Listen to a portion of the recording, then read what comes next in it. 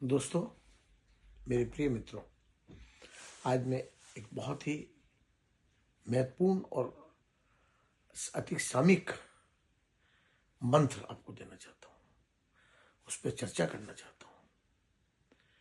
मेरा एक मंत्र है जो बुक ऑफ लाइफ के बारे रूल ऑफ लाइफ में लिखा हुआ है। बुक ऑफ लाइफ के 12 रूल ऑफ लाइफ जो कहती है, never go to temple to find the God,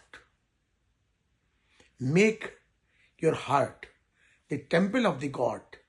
You will find that the God is always with you. दिल के आईने में तस्वीर है यार, जब जरा गर्दन झुकाई देख ली। मेरा कहने का मतलब यह है दोस्तों, भटकिए मत, बाहर कहीं मत भटकिए, कहीं मत जाइए, कहीं जाने की कोई आवश्यकता नहीं है। अगर ईश्वर को खोजना है, उसको पाना है, तो वो ईश्वर आपके अंदर है। यहां खोजिए, बाहर खोजने की कोई आवश्यकता नहीं है। ईश्वर रहता है मंदिर में, इंसान के बनाए मंदिर में नहीं, जहां आप उसको ढूंढते फिरते हैं। इंसान की बनाई मूर्तियों में नहीं, जहां हम उसको ढूंढते फिरते हैं। ईश्वर मिलता है अपने बनाए हुए मंदिर में। ईश्वर का बनाया मंदिर कौन सा है? वो है हमारा और आपका हृदय, वो यहां मिलता है। मैं हमेशा कहता हूं, don't go outside, go inside. हमेशा अंदर जाइए, आपको सब कुछ मिलेगा। लेकिन दोस्तों, क्यों नहीं किसी को एहसास होता? मुझे क्यों होता है? मैं आपको बताता हूं। हमारा जो हृदय है, हृदय रूपी बर्तन है, पात्र है, वो तो भरा हुआ है गंदगी से, कूड़े से। कूड़ा क्या? ईर्ष्या, द्वेष, झूठ, धोखा, मक्कारी, फरेब, ईगो, प्राउड, गुस्सा, क्रोध, इन सब चीजों भरा हुआ है। और हम चाहते हैं कि हमें ईश्वर के दर्शन हो जाए। कैसे होंगे? जब तक उस पात्र को हम खाली नहीं करेंगे, तब तक ईश्वर की इतनी महान कृपा उसके अंदर कैसे आएगी? तो मेरे दोस्तों, nothing is impossible in the world, मैंने हमेशा कहा है। Everything is possible in the world. मुश्किल हो सकता है, असंभव कुछ नहीं हो सकता। लेकिन ये प्रक्रिया बहुत ज्यादा मुश्किल है।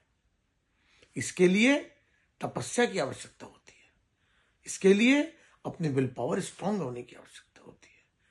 और वो ही आपको इस काबिल पहुंचाती है कि आप उस प्रभु को अपने मन मंदिर में उसका दर्शन कर सके। उसको बनाने के लिए अपने हृदय को आपको साफ करना पड़ेगा, मांझना पड़ेगा, तब उसके ईश्वर के दर्शन आपको उसमें। कभी करके देखिए, किया है लोगों ने और उनको दर्शन हुए। मैं आपको गिनवाता हूं उनके नाम। गौतम बुद्धा मंदिर मंदिर गए, तीर तीर भटके, जगह जगह गए, कहीं उनको कुछ नहीं मिला। लेकिन जब वो एक दिन बौद्ध गया वृक्ष के नीचे बैठे और अपने अंदर गए, उनको ईश्वर के दर्शन हुए, सब कुछ मिल गया। बाहर भटकने से कुछ नहीं मिला उन्हें, अंदर जाने से मिला। महावीर स्वामी हुए, जितने भी महान पुरुष हुए, उनको कहीं बाहर भटकने से कभी कुछ नहीं मिला। कबीरदास हुए, वो भी बाहर बहुत जगह भटके, कहीं कुछ नहीं मिला। मिला तो अपने अंदर मिला। सबसे बड़ी चीज ये है भैया, मैं आपको बताना चाहता हूं कि बाहर कुछ नहीं है। मनुष्य द्वारा बनाए गए मंदिर, मनुष्य द्वारा बनाई गई मूर्तियां, उसके अंदर हम इतने पावरफुल हो गए कि उन मूर्तियों में हमने भगवान को ट्रांसफॉर्म कर दिया और फिर उसकी पूजा करने लगे। ईश्वर भी इस चीज से बहुत नाराज है। वो ये कहता है कि जो मैंने पुतले बनाए हैं, उनका तो तुम तिरस्कार करते हो, उनके साथ तो धोखा, फरेब, झूठ, बक्कारी, ईगो, प्राउड करते हो, और जो तुमने अपने पुतले बना रखे हैं उनकी तुम पूजा करते हो, आदर सम्मान करते हो। तो कितने अफसोस की बात है। उसके पुतले कौन है? मनुष्य। अब आप खुद सोच लीजिए कि हम एक मनुष्य की कितनी परवाह करता है।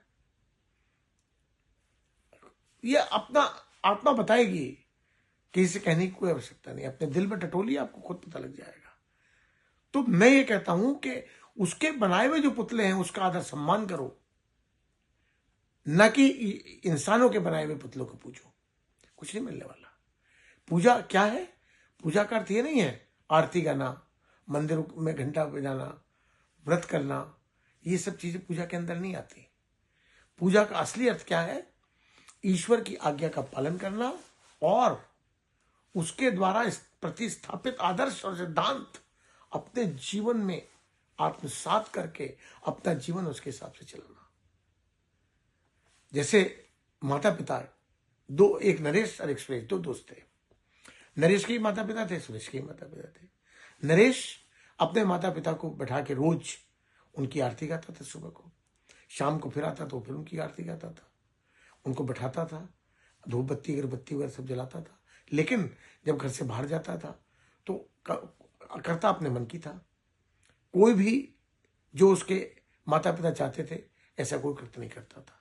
वो धोखा भी देता था, झूठ भी बोलता था, शराब भी पीता था, जुआ भी खेलता, सब काम करता था, लेकिन उसके माता पिता नहीं चाहते थे।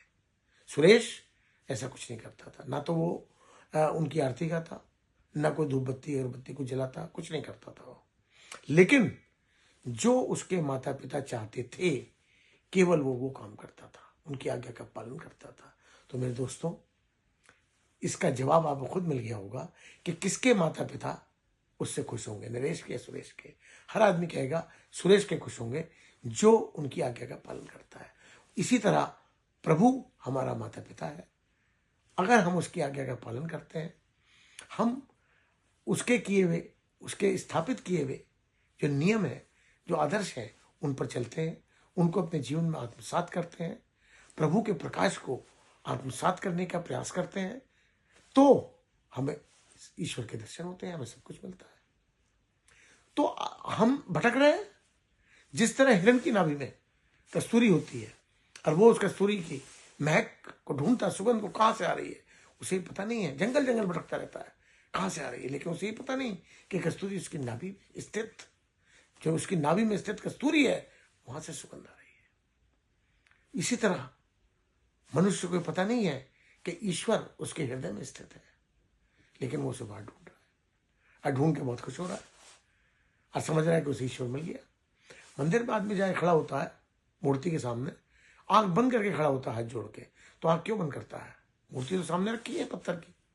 आंख बंद करके वो ईश्वर को अपने अंदर खोजना चाहता है, लेकिन नहीं मिल पाता क्योंकि उसका रास्ता गलत है।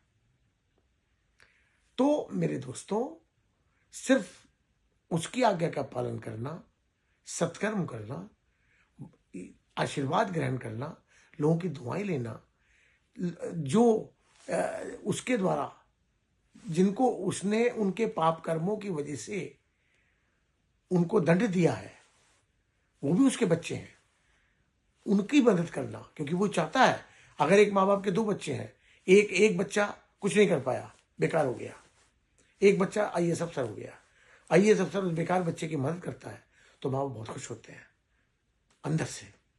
अगर नहीं करता तो दुखी होते हैं कि देखो वो आईएएस अफसर है, कितना बड़ा है, उसकी मदद नहीं करता। वही स्थिति है। वो दंड तो उसे देना है, दंड तो वो देते हैं, वो खुद भी दंड देते हैं, उस खुद भी जाते उसको नहीं केयर करते क्योंकि वो उसे दंड देना है। इसी तरह ईश्वर दंड दे, क्योंकि ईश्वर न्यायप्रिय है, वो तो दंड देगा, जो पाप कर्म उसका दंड मिलेगा, लेकिन दूसरों से वो चाहता है कि उसकी मदद करे। तो जो उसकी मदद करता है, दीन दुखियों के काम आता है, उनकी मदद करता है, उनका आशीर्वाद लेता है, ऐसे जो सत्कर्म करता है वो ईश्वर के सबसे नजदीक होता है। तो मेरे दोस्तों, never go to temple to find the God. Make your heart the temple of the God. You will find that the God is always with you. कि अपने हृदय में प्रभु को स्थापित कीजिए, आप पाएंगे कि हमेशा प्रभु हमारे साथ है। मैं पाता हूं कि प्रभु हमेशा मेरे साथ है और हमेशा मुझे उसके दर्शन होते हैं, हमेशा। तो मैं जिस चीज से मुझे जीवन में लाभ प्राप्त हुआ, जिस चीज से मुझे जीवन में इतना कुछ मिला, तो वो मैं शेयर करना अपना दायित्व समझता हूं। मॉरल मेरी ड्यूटी है, मेरा नैतिक दायित्व है कि वो मैं सबके समक्ष रखूं। धन्यवाद।